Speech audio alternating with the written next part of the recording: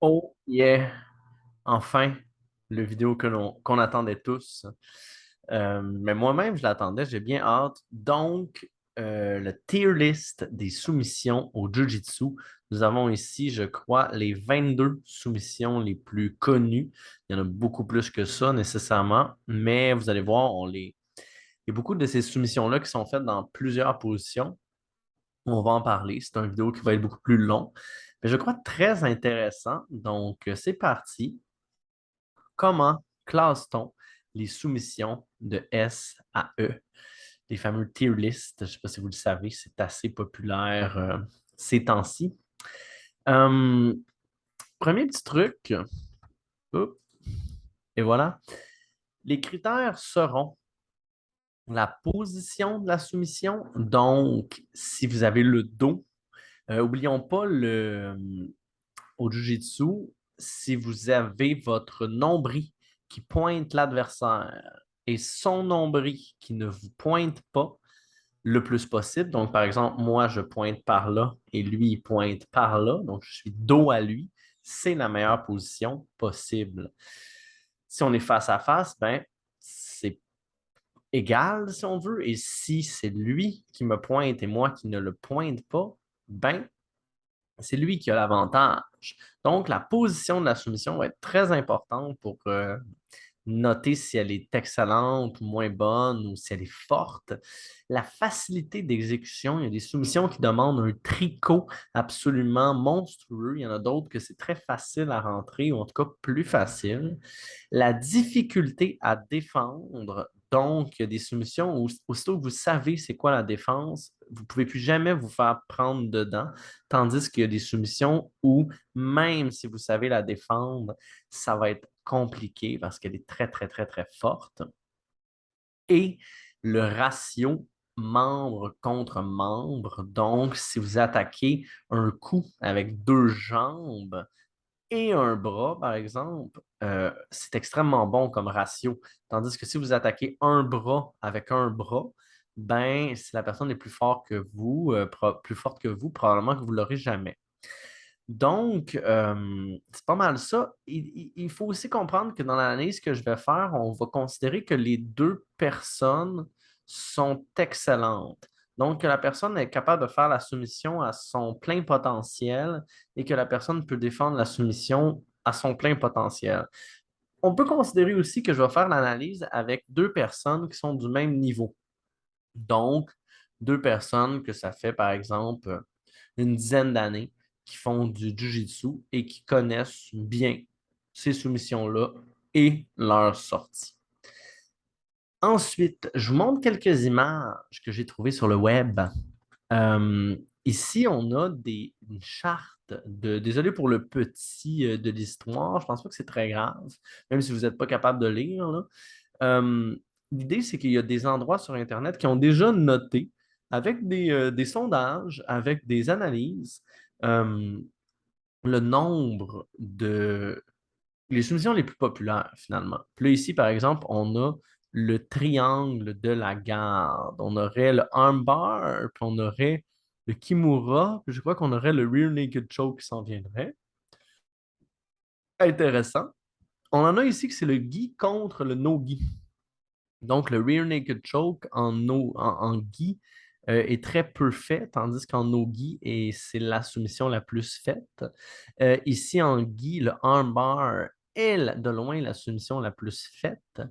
Et en no-gi, elle est un petit peu moins faite que le rear naked choke. Ici, on a le triangle qui est beaucoup plus fait en gi, un peu moins en no-gi. La guillotine, qui en no-gi est extrêmement, très, très faite, hein, 25%, tandis qu'en gi, très peu. Ça peut être intéressant, hein, nécessairement, si vous faites plus du gi ou du no-gi. Il y a des choix à faire dans vos soumissions. Euh, le ankle lock, donc le Achilles, le footlock, beaucoup plus fait en no-gi. Kimura, c'est pas mal égal, ça c'est quand même très spécial. Dart choke, plus fait en no-gi. Heel hook, plus fait en no-gi. Arm triangle, plus fait en no-gi. Knee bar, pas mal égal. Toe hold, pas mal égal. Americana, un petit peu plus fait en gi. North-South choke, plus de no-gi. Arm lock, quasiment juste no-gi. Anaconda aussi. Ezekiel, évidemment, plus de Anguille. Calf Slicer, juste du no-gi. Puis, bon, ben, il y a des chokes, évidemment, qui sont juste faisables en gi parce qu'il faut le gi pour le faire. Euh, une petite dernière image, c'est avec les ceintures. Donc, euh, selon les ceintures, est-ce que les soumissions changent? Euh, Ça a l'air que oui, hein, nécessairement. C'est ça qui est intéressant, c'est que des soumissions de ceinture blanche, vos victimes, elles sont des ceintures blanches en tournoi, par exemple, sont moins avancées, donc risquent plus de tomber dans le panneau. Tandis que faire des soumissions des ceintures noires, ça doit être plus peaufiné et brune et mauve et bleu nécessairement.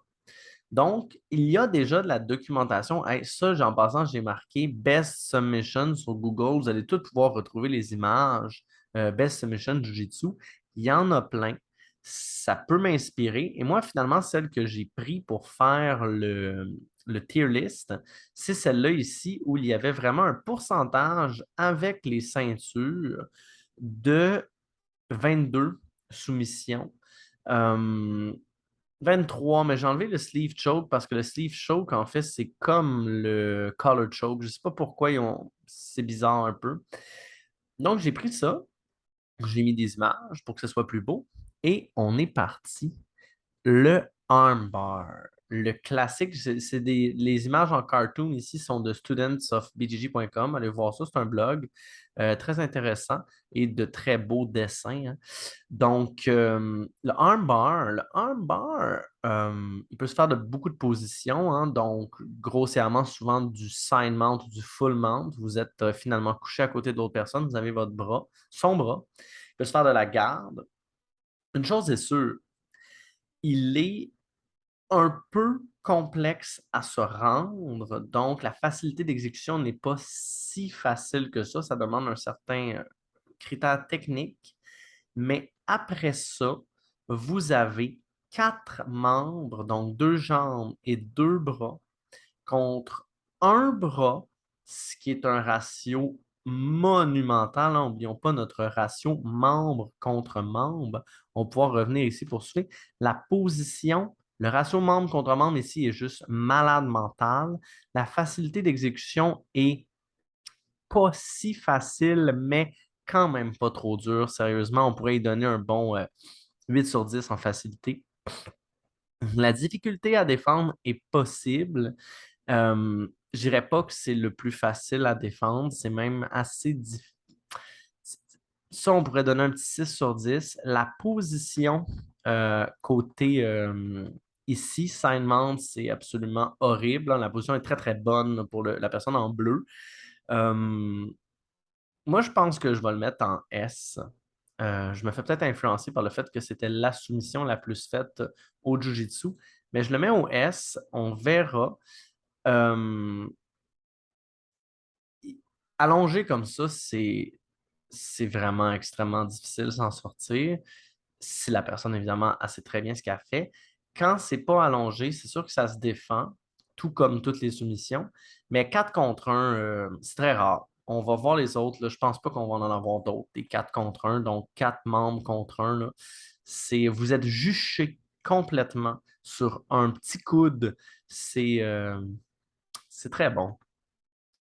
Donc, euh, hop, le triangle. Le triangle. Donc là, on a un triangle, un étranglement qui est fait avec 2 jambes et un bras. Ben non, 2 jambes, mais le bras de la personne est inclus. C'est contre le cou. C'est un des rares étranglements sur le cou qui a 2 jambes. Il y en aurait un qui existe qui n'a pas de bras, mais qui est beaucoup plus faible parce que c'est beaucoup plus facile à sortir. Et ici, on a le triangle en dessous, on a le triangle de la garde. Mais n'oubliez pas que le triangle se fait du full mount. Et c'est juste absolument dégoûtant s'il est bien locké. Il y a le invert triangle, il y a il y a d'autres sortes de triangles, il y a tous les combos qui se font avec le triangle. Lui aussi, je le placerais très haut dans la chaîne alimentaire, mais je pense que je vais oser faire ça. Je vais mettre le triangle en S parce que nécessairement, l'isolation, on est encore à 4 membres. Et pourquoi je dis 4? Parce que oui, il y a seulement 2 jambes là-dessus, mais les 2 bras aussi vont aider l'étranglement à fermer. Puis je vais mettre le armbar en A parce que je me rajoute un critère. Oh my God. Euh, Étrangler des gens, c'est mieux que casser des bras. Parce que s'ils sont intoxiqués, s'ils sont en mode, tu sais, intoxiqués, mettons, dans un Street Fight, mais s'ils sont en mode combat de compétition, qui sont prêts à se faire vraiment très mal au coude pour sortir, et en passant, on le voit dans UFC, qui se font littéralement péter le bras, puis qui sortent, puis qui continuent à se battre.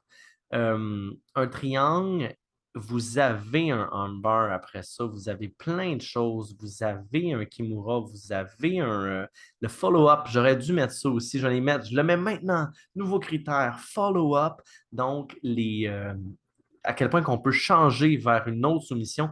Au triangle, on en a plein. Au armbar, c'est plus touché, même si on a le bicep slicer, le wrist lock, omoplata, euh, et bien d'autres, mais le triangle, on en a plus. Et là, on a notre triangle en dessous de la garde, mais ne vous inquiétez pas, qui pourrait être full mount. Et côté position, ben, contre le armbar aussi, il peut se faire dans la garde, il peut se faire du side mount. Le triangle, c'est meilleur qu'un armbar. Selon moi, évidemment, tout ça, là, c'est moi maintenant qui fais ça live, là. Donc, notre prochaine, le rear naked choke. Donc là, contrairement aux 2 autres, vous avez la position ultime. Vous avez le dos. Encore une fois, attention, finalement, le triangle aussi, vous pouvez le faire de dos. Le armbar aussi, vous pouvez le partir de dos. Non, vous pouvez le finir de dos aussi, mais le rear naked choke, ça se fait juste de dos. C'est un étranglement. 2 bras contre 2 bras, malgré que vous pouvez aussi trapper des bras pour être 2 contre 1. C'est extrêmement fort. C'est très sécuritaire parce que, tu sais, contrairement au triangle, vous pouvez vous faire frapper. Au armbar, vous pouvez vous faire mordre, par exemple, la jambe. Vous pouvez, en street fight, vous pouvez vous faire, disons, les sorties des 2 autres prises vous amènent un peu plus dans des positions embêtantes, tandis que la sortie d'une rear naked choke, qui serait seulement la défense, là, et là, vous surfez là-dedans, ben, vous restez dans le dos, puis vous restez en train de vous faire creuser un rear naked choke. Donc, ça va être compliqué. Je pourrais le mettre dans S, je pourrais le mettre dans A, mais je vais le mettre dans S, et c'est à cause de la position, parce que on peut rester là toute la journée. On peut échouer des rear naked choke encore et encore et encore, puis on est dans la meilleure position au monde, nécessairement le dos. Et on a beaucoup de follow-up aussi, hein, autant que le triangle, même peut-être plus. Euh, et là, ben, c'est bien intéressant. Ce qui nous sépare ça, c'est qu'ici, on est allé chercher si haut que ça parce qu'on est 4 contre 1. Sinon, ce n'est pas la clé du siècle, mais les follow-ups sont moins forts qu'ailleurs, qu'aux 2 autres. Le bow and arrow. Donc là, on commence à s'éloigner beaucoup là, on était vraiment dans les 3 meilleurs, malgré que je pense qu'il y en a qui vont venir nous rejoindre. Euh, Bow and arrow, extrêmement puissant. Il y a quand même une sortie qui, quand elle est connue par la personne qui se fait bow and arrow, donc il y a quelque chose ici, une main qui vous tient le collet, qui vous tire, qui vous étrangle, et vous devez attraper ce coude-là puis passer votre tête en dessous. C'est pas si facile à faire, la personne elle va bloquer ça complètement, c'est sûr, mais c'est quand même très envisageable. Normalement, ça, c'est un follow-up ben, du rear naked choke. C'est pas nécessairement un follow-up du rear naked choke, mais ça peut en être un. Vous êtes de côté, vous avez dans le dos, hein, vous avez le dos modifié, là, le dos un petit peu sur le côté. Très bonne position, très très fort, hein. Le gui vous étrangle comme un fil de pêche. Vous allez attraper le genou, ce qui va vous faire un gros contrôle sur la personne. C'est extrêmement bon. Vous avez le bras. En plus, vous voyez le bras ici de la personne. Ce bras-là, pourrait être la prochaine victime d'un armbar. Donc, le bow and arrow, on pourrait le mettre au même niveau que le armbar parce que, tout comme la défense du armbar, qui est que vous tenez, ça c'est le bras que je me fais armbar, je m'en vais cacher ici, puis je mets de la pression. Cette défense-là, elle fait vraiment suer les gens qui font des armbars sur vous. Et c'est un peu la même chose avec l'enlever le coude du bow and arrow. Donc, on a la grosse défense facile, tandis que rear naked choke et triangle, on va patauger longtemps dans notre défense. La défense, elle existe, il y en a beaucoup qui existent, mais c'est peut-être pas aussi accessible que les deux autres. Les deux autres sont très fortes, ils ont des bonnes positions, mais aussi, je dirais que le même défaut, c'est qu'il manque de follow-up. C'est que quand vous faites un bow and arrow, après ça, si ça ne marche pas, vous êtes un peu pris au dépourvu, tandis qu'au rear naked choke pour au triangle, vous avez vraiment beaucoup de backup. Continuons. Le ankle lock Achilles. Donc, Achilles, et en passant, juste vous rappeler, l'ordre qu'on suit présentement, c'est l'ordre du site avec les pourcentages, la dernière image que je vous ai montrée, qui était celle-là ici. Donc, on est comme un peu théoriquement supposé se rendre du meilleur au pire. Peut-être que je suis présentement influencé par tout ça, mais je vais continuer à parler par-dessus un peu là, ce que je fais. Donc, peut-être que les choses vont bouger. On ne sait jamais.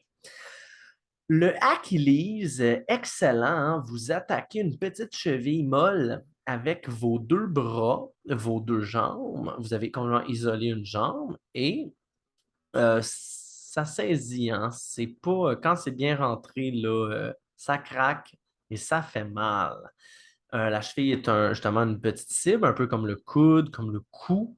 Euh, Quand même, c'est une cible un peu de moins bon choix parce que l'autre jambe peut vous aider beaucoup à vous en sortir. Et l'autre jambe, c'est pas juste un bras qui retient votre bras, hein. C'est faible des bras, là. Une jambe, c'est fort. Donc, si vous avez une jambe qui peut vous aider, ça veut dire que vous avez quelque chose de fort qui peut vous aider, ça peut être bien intéressant. Par contre, le Achilles a beaucoup de follow-up, justement le heel hook. On est en leg lock fight ici présentement, mais on est dans une course. Hein. Le nombril contre le nombril, là, ici, il est égal. Ça signifie que la personne, elle est finalement autant en position de domination que vous, malgré que normalement, vous êtes un petit peu plus vite sur ses jambes qu'elle l'est sur les vôtres. Mais vous n'êtes pas tant en safety position que rear naked choke, par exemple, que rear naked choke.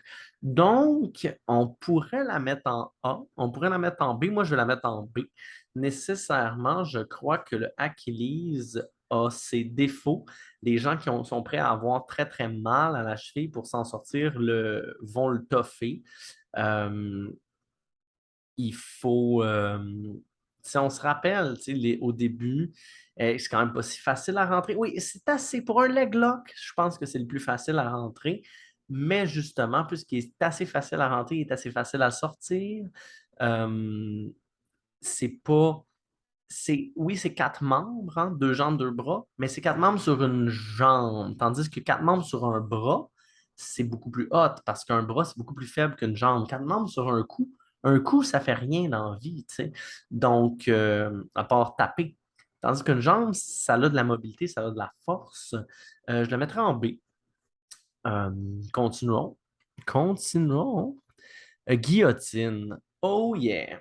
Fait que là, la guillotine, elle a quelque chose. Là, on a la guillotine finie dans la garde. N'oubliez pas, il y a des guillotines de side mount, il y a des guillotines de full mount, il y a des guillotines dans la garde, il y a des guillotines de half guard, il y a des guillotines debout, il y a des guillotines de partout. Pourquoi il y a des guillotines de partout? C'est surtout parce qu'il y a ce qu'on appelle le front head lock. Donc, vous amenez la tête de la personne dans votre aisselle. Vous avez peut-être un bras, peut-être pas de bras, donc une guillotine peut-être, mais vous la gardez pour la position, vous la gardez pour plier la personne, vous la gardez pour juste vous rendre à quelque chose et peut-être une guillotine, mais peut-être pas. La position est bonne. La personne est pliée, elle veut sortir de ça, c'est pas facile, vous gardez la position et vous travaillez votre guillotine ou autre chose. Autre chose pourrait être un renversement. Autre chose pourrait être une autre genre de guillotine, mais vous êtes un chasseur de tête présentement et c'est quand même très intéressant, surtout à bas niveau. Bas niveau, mais tu sais, au début, contre quelqu'un qui ne fait pas de jiu-jitsu depuis longtemps, là, la guillotine, elle va marcher probablement instantanément. Elle devient plus compliquée plus vous avancez parce que les gens savent la défendre et sont prêts à bien la défendre. Elle est moins bonne qu'un rear naked choke. Ce n'est pas, c'est certain. Moi, je considère quand même que vous avez 4 membres contre un coup parce que les jambes poussent. Avez-vous vraiment 4 membres contre un coup? Non, parce que c'est 4 contre 3. Parce que c'est 4 membres contre le cou et les 2 bras. Mais c'est quand même un beau ratio. Est-ce que c'est meilleur que Achilles? Oui.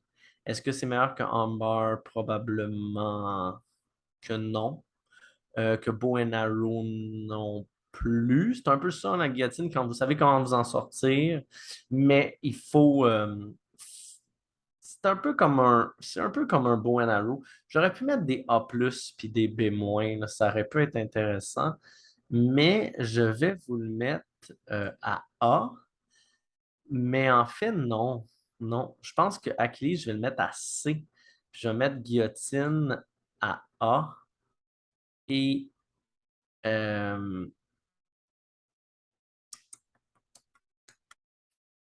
j'ai le goût de mettre bow and arrow à B. Euh, Mais en même temps, la guillotine n'a pas autant pas de follow-up que le bow and arrow. Donc, on va le laisser à A. On verra Kimura. Kimura, clé d'épaule arrière. C'est extrêmement fort. Beaucoup, beaucoup, beaucoup de follow-up, des armbars, des omoplata. C'est extrêmement fort. Il y a même des emblèmes d'école de Jiu-Jitsu au Québec, c'est Never Let Go de Kimura. Euh, mais ça, il n'y a aucun doute que Kimura, c'est A. Euh, les défauts du Kimura, la flexibilité des gens, la défense, hein, c'est qu'il faut que la tête soit prise ou que la garde soit là. On peut, avec le gi, Kimura est beaucoup plus facile à défendre. Vous avez juste à prendre votre gi avec vos mains. Ça va être très compliqué de le défaire, tandis que no gi, là, il y a c'est monstrueux, là, le Kimura. Mais c'est monstrueux aussi dans le follow-up. Pas juste de finir un Kimura. Est-ce que le Kimura est égal à la guillotine? Oui. Est-ce que le bow and arrow est égal au Kimura? Non. Fait qu'on va vraiment, vraiment mettre le bow and arrow à B. Puis ceux-là sont là. Ouais, ils ont bien du sens. Malgré que même le armbar, j'ai le goût de le mettre à B, mais on va laisser ça comme ça. Le bow and arrow, c'est qu'il est trop final. Il n'y a pas assez de follow-up. Mon nouveau critère que j'ai rajouté, là. Collar choke. Fait que là, collar choke, ça pourrait être un cross choke. C'est tout simplement de rentrer les mains dans le collet, de faire la soumission. C'est extrêmement accessible, hein, c'est très facile. Vous avez des débutants, c'est une joke. Vous faites ça n'importe quand. Les gens avancés, bonne chance. Les cocos, ça ne sera pas facile. C'est très faible. Ben, c'est très faible. Il vous faut des mains d'acier. Il vous faut une technique parfaite. Et là, ça va bien rentrer. Sinon, quelqu'un qui a un bon coup fort, qui sait comment s'en sortir, ça va vous ouvrir le jeu, mais ce n'est pas nécessairement la finalité qu'on veut. Euh, je vais le mettre malheureusement au D, quand même en D, parce que euh, c'est plutôt. C'est que, vous voyez, la personne elle a 2 mains contre 2 bras et un cou. Donc, c'est égalité. Puis en plus, si la personne a ses sorties, ça ne marchera pas. Ça ne donne pas tant de follow-up, malgré que ça donne un petit peu de- d'ouverture des bras. C'est juste que, contrairement, mettons, au Achilles, ou le Achilles, dans ce cas-ci, il y a beaucoup plus d'isolation. Ici, le collar choke, c'est plutôt une preuve de domination de skills au Jiu-Jitsu. Ou ça peut être une finalité qui arrive un peu par-dessus la cerise sur le sundae, hein. Vous allez travailler un armbar, vous allez travailler un kimura, et là, vous arrivez avec un color choke, puis la personne est épuisée, par exemple, et vous la finissez en color choke, mais hmm, je... Puis là, parce qu'on a une belle position ici, hein, la personne a le dos, puis elle fait un color choke, mais ça pourrait être un cross choke de face dans la garde, ça pourrait être n'importe quel choke avec les mains. C'est sûr que c'est moins bon que le bow and arrow, parce que le bow and arrow, il y a les jambes impliquées, beaucoup plus de force. Donc, je le mettrais là. Où sommes-nous? Nous sommes rendus à knee bar. Oh, oh, oh, knee bar. Fait que là, knee bar, c'est plus long à installer que le Achilles. Beaucoup plus fort, ça blesse le genou. Le genou qui va avoir beaucoup plus mal que la cheville. Quand ça va commencer à craquer, la personne elle va bad tripper bien raide. Elle ne pourra plus marcher. Puis si vous pétez le genou bien raide, c'est vraiment grave. C'est quand même difficile. Briser le genou en e-bar, ça demande beaucoup de force. Vous êtes dans l'axe du genou où il peut forcer le plus, ou en tout cas beaucoup. Mais vous êtes très isolé. Mais si la personne elle connaît la sortie et que c'est quand même long à locker, hein, le chemin est long, la sortie est bonne. euh,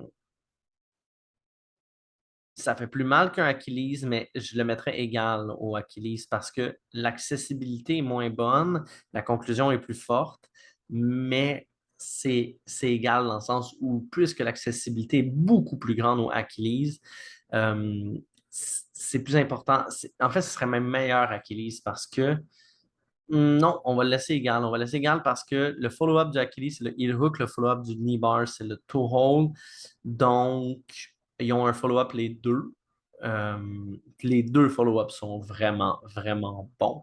Donc, on va les laisser comme ça. Euh, Americana. Americana. Fait que là, on peut le comparer au Kimura. Americana, c'est clé d'épaule avant. Kimura, c'est clé d'épaule arrière. Euh, Clé d'épaule arrière, c'est meilleur parce que le bras, il est dans votre dos. Il faut aller le chercher dans votre dos, c'est compliqué. Tandis qu'Americana, le bras est devant vous. Aller le chercher devant vous pour le sauver, c'est plus facile. Fait que c'est nécessairement moins bon. Il ne faut pas oublier qu'Americana a ses défauts. Par exemple, c'est la soumission la moins faite en MMA. Elle est très facile à bloquer. Elle n'amène pas beaucoup de follow-up. Euh, c'est la première soumission qu'on apprend parce que elle amène quand même des follow-up, mais elle amène des follow-up parce que les gens la bloqueraient de façon un peu too much. Mais bloquer un Americana juste avec un seul bras, c'est possible. Je vais la mettre à E, nécessairement les moins bonnes qu'un cross-color choke, il n'y a aucun doute.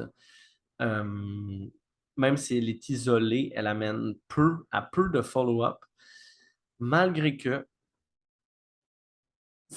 à niveau, à niveau débutant, elle a son mot à dire. C'est un bon starter, mais c'est rare qu'on va finir avec ça avec quelqu'un qui connaît tous les détails. Ici, on a To Hold. Ouh! Fait que là, To Hold, beaucoup plus nasty que nos deux leg locks qu'on avait ici. Dans ce cas-ci, j'avoue qu'ici, on avait quand même quatre membres contre une cheville. Puis ici, on a quatre membres contre un genou. Je l'ai mis à B, Bow and Arrow. J'ai le goût de switcher Bow and Arrow puis mes leg locks parce que le Bow and Arrow, je pourrais même le mettre. Non, c'est ça. Ici, on a To Hold. To Hold qui est vraiment un knee bar qui ne marche plus. On s'en va To Hold, c'est absolument dégueulasse. Vous faites soit une grosse entorse à la cheville ou même une rotation du genou, donc ligament croisé. C'est plus dommageable que ces deux leg locks-là. C'est beaucoup plus fort, ça rentre beaucoup plus vite. C'est plus dur à sortir. Il vous faut faire ramener votre pied avec l'autre pied pour vous sauver souvent. Euh, Tourner, tourner, tourner, mais j'espère que vous n'allez pas vous étourdir trop tôt. Euh, J'aimerais le mettre au A. Je ne le mettrai pas au A parce que le leg lock, euh, A que j'ai le goût de le mettre au A. Pourquoi Bow and Arrow serait au B? Ça, c'est correct, ça. Bow and Arrow, c'est moins bon qu'un Kimura, qu'une guillotine. Mais Toad aussi, parce qu'il n'y a pas trop de follow-up après. Si votre Toad ne marche plus, ben là, vous revenez en Ashigarami pour les leglock, puis c'est correct, mais il vous a comme pas amené quelque chose. C'est le knee bar qui vous amène un Toad. Euh, Quand vous savez comment vous sortir du Toad, je crois que vous allez vous en sortir quand même assez possiblement en tournant, en poussant avec votre pied, malgré que. On suppose que votre adversaire est bon à leglock. La position est quasiment est moins bonne que bow and arrow. On va le laisser au B. On va le laisser au B. Il hook. Ho. Il hook, ben on va aller le mettre. On n'hésitera pas. On n'hésitera pas. On va aller le mettre. Et j'hésite. Prendre une petite gorgée.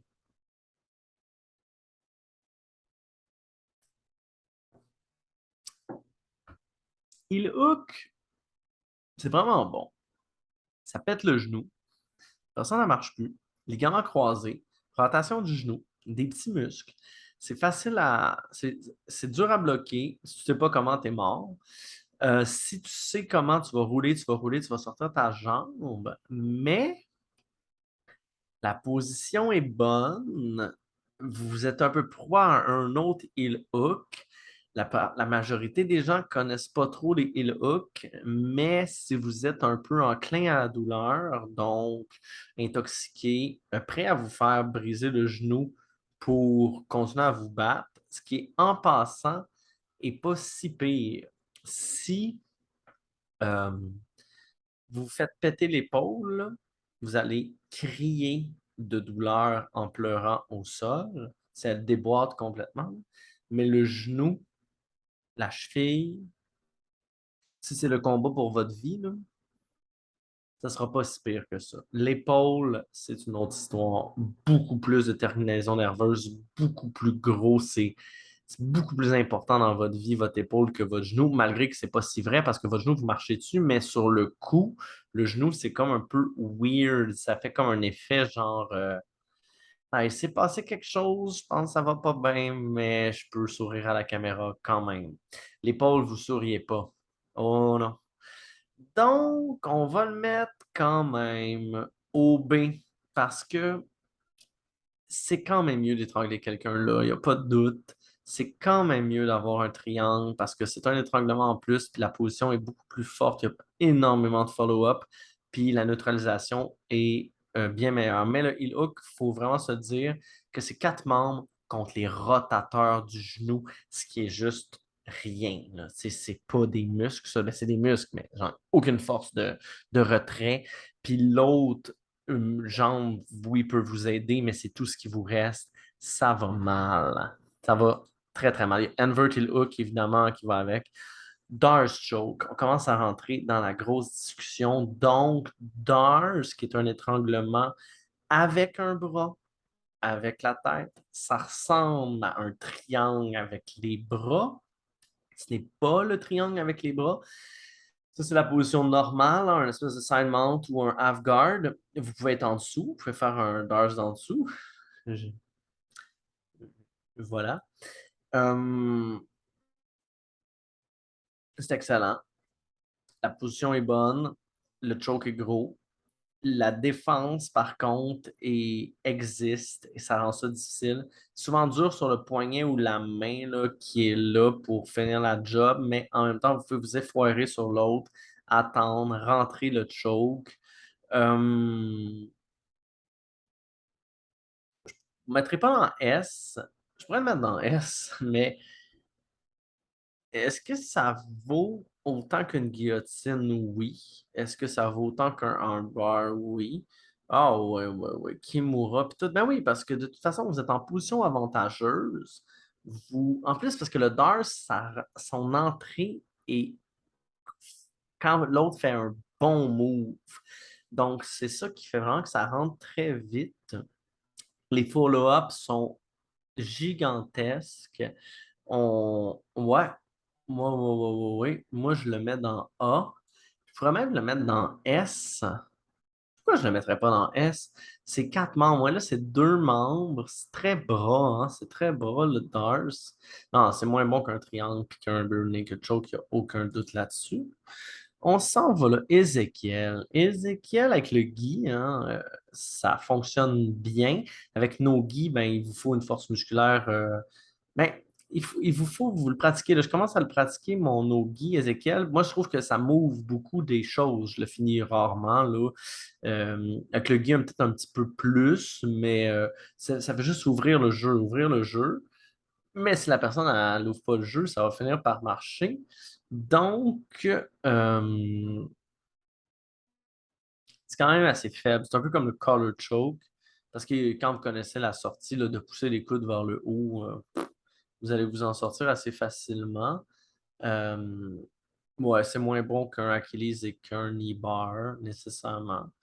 On va le mettre ici. Ouais, c'est meilleur qu'un Americana parce que ça peut vraiment plus fonctionner. Arm Triangle. Arm Triangle, Darce Choke, Arm Triangle, même genre.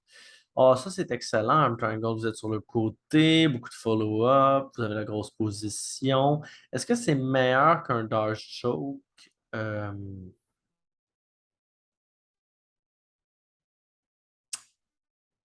j'oserais dire que oui.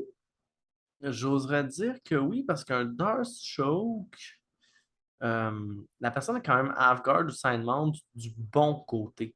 Tandis qu'ici, elle est du mauvais côté. Euh, ouais, bang! S, mesdames et messieurs. Arm triangle, S, rien de moins.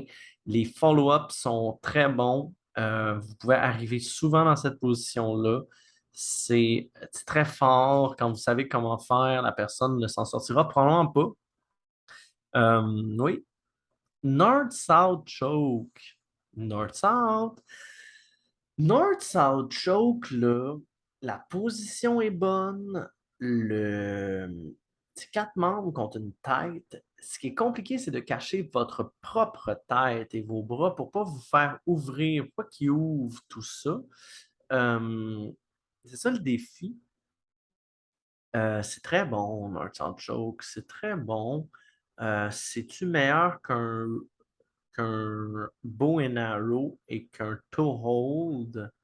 Ben, c'est parce qu'à cause de la position, oui, mais c'est plus dur à finir. C'est sûr que c'est plus dur à finir qu'un bow and arrow puis qu'un toe hold.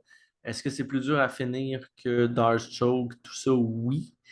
Parce que la personne a beaucoup plus de blocage. Mais en même temps, tant que vous êtes en North-South, puis que vous ne réussissez pas votre choke, puis vous restez là, la vie est belle. Elle est aussi belle qu'en Bow and Arrow, finalement. Fait qu'on va le mettre un B. Ouais, on va mettre un B, North-South. North-South Choke, un beau B. Et on s'en va à Anaconda, le cousin du Dark Choke. C'est pas le frère, je sais pas pourquoi, c'est le cousin. C'est ce qu'on dit. Anaconda! Euh, c'est sûr que moi, je suis Darth Gab, le Dark Side. Euh, j'aime moins Anaconda, mais Alex, mon prof, lui, Anaconda, c'est sa vie. Très, très bon dans le Anaconda. Est-ce que, bon, on faut l'analyser, hein, pas le choix. Vous faites l'Anaconda, vous partez du dessus, là, headlock, front headlock. Là, vous devez rouler. Fait que, évidemment, vous faites 270 degrés au lieu de 90. Moi, je dis évidemment, c'est pas trop grave. Vous tournez, vous allez locker. Ah, dans la position finale, c'est ça la différence, c'est que dans un choke, la position finale se défend beaucoup, beaucoup mieux, mais l'entrée est plus vite. Tandis que si l'entrée est plus longue, mais la position finale est beaucoup plus compliquée à défendre. Euh, mais l'entrée est facile à défendre. Le follow-up, je pense que ça va être dans le follow-up qu'on va l'avoir. C'est. Ouais. Ah. Je crois que je n'aurais. Ouais. North-South, ouais, c'est la même histoire. Ouais, ouais, c'est la même histoire que le North-South. On va le mettre ici parce que le follow-up d'un Anaconda, un Anaconda raté, vous mène beaucoup plus à rien. Là, vous devez récupérer une position on top, mettons. Tandis que le Dars, vous êtes on top, vous êtes. Il faut faire le suicide dans l'Anaconda, donc se lancer en dessous, commencer à rouler ou finir sur le côté en dessous. Dars, vous pouvez être par-dessus encore, malgré qu'on veut quand même un peu se mettre sur le côté. Euh, Puis North-South, j'aime bien le comparer à Anaconda, je pense, parce que c'est quand même compliqué de rentrer l'affaire, mais c'est vrai que quand c'est rentré deep, ça marche très bien. Tout comme To Hold, tout comme Bow and Arrow. Euh, mais sont un petit peu moins des soumissions pivots qui, en étant fortes, nous amènent à autre chose. Parce qu'évidemment, hein, n'oubliez pas, si vous pensez que la soumission que vous allez faire, c'est la dernière, donc elle va marcher, première erreur. Elle ne marchera pas, puis vous allez devoir en faire un autre. Oh, wrist lock. Wrist lock. Toujours, toujours bon pour créer des choses très difficiles à finir. Même les gens pas trop. Même les gens qui veulent se faire péter un poignet vont se le faire péter, mais pas péter mou, tu sais, juste comme une élongation, une grosse entorse. C'est pas très bon pour le tunnel carpien, mettons, mais euh, ça vaut l'Americana, ça, là. Même pire, en fait. C'est des histoires de débutants. Euh, si vous faites ça des débutants, ça va marcher. Si vous pouvez quand même en faire, moi j'en fais. Je fais des entrées pour faire réagir, pour améliorer ma position. Si vous finissez tout le temps vos combats en wrist lock, probablement que vous avez un avantage de poids, de force et de skills face à vos adversaires parce que c'est pas trop compliqué. Normalement, les gens devraient avoir une certaine tension dans les poignets qui fait que le poignet ne se plie pas facilement. Puis s'il se plie facilement, ben, il devrait aller le sauver rapidement. Euh, Malgré que, hein, dans une fin de armbar ici, se faire un wrist lock, c'est très, très, très legit. Mais je donnerais quand même un peu le crédit au armbar dans ce cas-là, parce que c'est toute la position qui va autour. Euh, Wrist lock, c'est pas la. En fait, aussi le principe de contrôle d'un corps. Si vous contrôlez le corps, donc le nombril, les hanches, les épaules, c'est bon. Si vous contrôlez une épaule, un peu moins bon. Un coude, encore moins bon. Juste un poignet, moyen. Oui, présentement, le monsieur est couché sur la personne, mais c'est quand même une histoire de poignet à la fin. Arm lock, donc c'est comme un armbar, mais avec les bras finalement, hein. Il y a le téléphone armbar, il y a ce arm lock-là qui est quand même assez connu. C'est sûr, c'est moins bon qu'un armbar avec quatre membres. Ici, on est à deux membres, deux bras sur un bras. Ça se fait très bien. Malgré que hein, beaucoup de fighters de MMA n'ont jamais tapé là-dessus, se sont fait faire ça, puis ils n'étaient pas très surpris. Ça se défend bien, ça se défend très bien. C'est presque au niveau du wrist lock, mais c'est quand même meilleur du sens du follow-up parce que vous faites un armbar, ça vous donne beaucoup plus de choses. Ouais. Est-ce que c'est meilleur qu'un Americana? Pas vraiment. Est-ce que c'est meilleur qu'un Wristlock? Pas vraiment, parce que le bras est quand même fort. Ézéchiel. Ouais, mon D et mon E ont des petits problèmes. Euh, Armlock. Ah non, non, c'est E ça. Parce que, mais c'est eux, mais c'est pas grave. Tu sais, c'est pour ouvrir le jeu. Un armlock classique de gros gars, là, de gars un peu musclés, souvent, est lourd. Surtout du 240, là, du 220 en livre. Là. Vous, il est dans votre dos, puis là, son bras sort en underhook, puis là, vous y faites un armlock. Tu sais.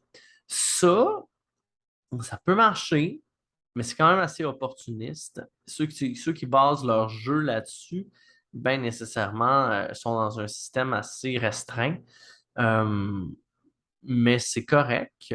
Puis, ben, ça va dans le même wrist lock.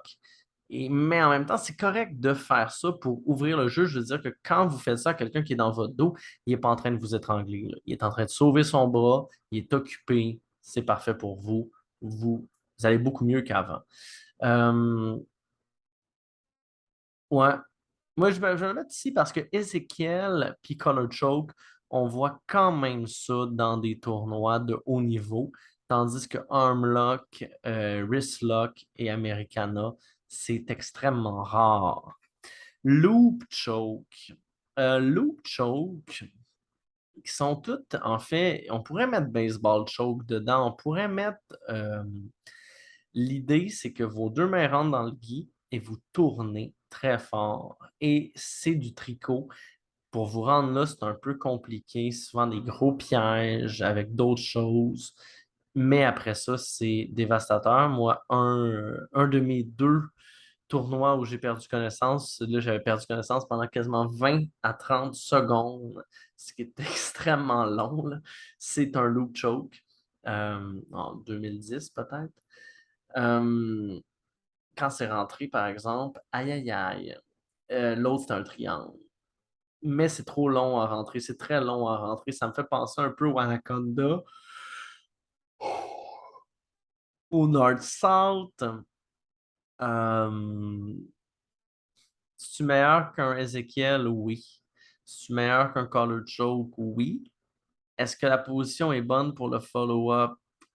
Ou non. Non, c'est tous des suicides. Le suicide étant que vous donnez complètement une position pour le fameux choke. Vous la gardez pas. Position est pas bonne. L'échange est bon. Quand c'est rentré, c'est bon. Un peu comme un Achilles et un Ibar, là. On peut pas mettre ça à ce niveau-là. Mais c'est meilleur qu'un wristlock, puis qu'un. Ouais, parce que la défense est compliquée. On va le mettre à D. Ouais. On va le mettre à D. Malgré que quand c'est rentré, c'est extrêmement difficile. Omoplata. Omoplata, là, c'est un Kimura avec les jambes. C'est extrêmement bon dans le sens où il y a le Omoplata Sweep qui rend ça super cool. C'est vraiment un peu la conclusion de la séquence armbar, omoplata, triangle. Oui, il est dans le milieu, mais vous pouvez revenir à ça de la garde. Euh, c'est tu peux pas l'éviter, mais tu peux pas nécessairement le faire non plus. Finir un omoplata, c'est très compliqué. Les gens qui sont bons dans la défense vont s'en sortir à tout coup, un peu comme Americana et Wristlock et Armlock. Mais il y a beaucoup plus de jeux, par contre, que notre D. Il y a beaucoup plus de choses à faire. Il y a même beaucoup plus de choses à faire que notre C. Sauf que la soumission en tant que telle, elle va moins être réalisée qu'un ankle lock puis qu'un knee bar parce que c'est beaucoup plus facile de sortir d'un home plateau que de ça. Mais, ouais, c'est ça, ça va être un beau B, ça, au plata parce que euh, oui, la soumission est quand même vraiment plus faible que nos A, mais le follow-up est vraiment meilleur que nos B, mais la soumission est plus faible que nos B aussi. Mais le follow-up, c'est pour ça que vous faites un home plata, c'est parce que la personne va s'en sortir, mais que vous allez avoir un sweep avec ou une grosse position genre tortue ou le dos ou le side mount. Et finalement, rien de moins que notre calf slicer. Et là, on va toutes mettre les slicers ensemble. Fait que les slicers, le problème, c'est que c'est long. C'est long dans le cas où vous avez le maniaque du siècle qui veut pas taper puis qui veut que son muscle lâche. Parce que le slicer, ce que ça va faire, c'est que le tendon puis le ligament et les ligaments vont être sectionnés à un moment donné dû à la pression qui est trop forte sur le muscle. Puis, poup, le muscle va lâcher. Le mollet, le ischio, j'ai pas vu ça lâcher dans ma vie. Bicep non plus. Finalement, un bicep, il y a beaucoup plus d'histoires de biceps qui ont lâché parce que la personne, elle n'a pas tapé dans un bicep slicer qui était très long. 1 minute, 30 secondes, 45 secondes, c'est long. La personne, elle peut toujours lâcher son bras pour laisser un armbar, ce qui va ouvrir un peu le jeu. Dans ce cas-ci, l'image qu'on voit du calf slicer qui est extrêmement bien fait, la personne est pas mal faite. Euh, est-ce que est-ce que c'est meilleur que nos E? Oui. Est-ce que c'est meilleur que nos D? Oui. Parce que c'est pas grave. Si vous avez un slicer, bicep slicer, cap slicer, knee spread, c'est pas mal ça, les slicers. C'est dans le coude puis dans le genou, là, vous comprimez, puis ça fait très mal aux muscles à côté. C'est comme vous mettez un gros bout de bois dans le genou ou dans le coude. Euh, Est-ce que c'est aussi bon que notre Achilles et notre knee bar? Oui, aussi. Oui, c'est ça. Ça va être pas mal C, je crois. Parce que le follow-up est peut-être pas si bon. Non, non, non, le follow-up est bon. Le follow-up est bon parce que normalement, vous avez un armbar. La personne a défend armbar. Vous rentrez vos trucs pour faire le slicer. Puis, euh, vous comprimez au maximum. Puis si ça ne marche pas, parce que vous êtes comme, OK, cette personne-là, elle ne veut pas taper, elle a sûrement extrêmement mal, puis finalement, ça ne lâche pas, ben, vous repartez dans votre armbar, puis tout va bien, le bras est un peu épuisé. Fait que c'est ça, pour le follow-up, c'est bon, mais j'ai comme l'impression qu'on ne le voit pas trop en haut niveau, euh, parce que les gens vont ouvrir le jeu puis vont s'en sortir avec une espèce de momentum. Donc, c'est que c'est plus la personne qui fait la soumission qui a le momentum, c'est la personne qui va ouvrir le slicer parce que la personne, elle tient son bras comme ça. Là, le slicer, il est fait à ce bras-ci ou ici. Fait que là, elle a mal, puis là, elle l'ouvre, puis là, en ouvrant, elle avait un plan, puis elle va poursuivre. Euh, c'est un slicer bien fait, ça fait mal. C'est-tu du B ou du C? C'est pas mal ça la question. Est-ce que ça bat omoplata? Ouais, c'est du même genre. C'est pas le même genre. Plus facile à rentrer que les autres. Bow and arrow. Je pense que Je pense que je vais le mettre dans le C. Je pense que je vais le mettre dans le C parce que malgré le fait que oui, les blessures sont très graves, je pense qu'il n'arrive pas souvent ces blessures-là. Je pense que la personne, elle va s'en sortir souvent sans blessure, à lâcher. Elle va taper beaucoup pour la douleur. Puis les gens endurcis à la douleur vont pas taper, vont finir par ouvrir le slicer, vont s'en sortir. Euh, mais pour le follow-up, il est meilleur que notre D.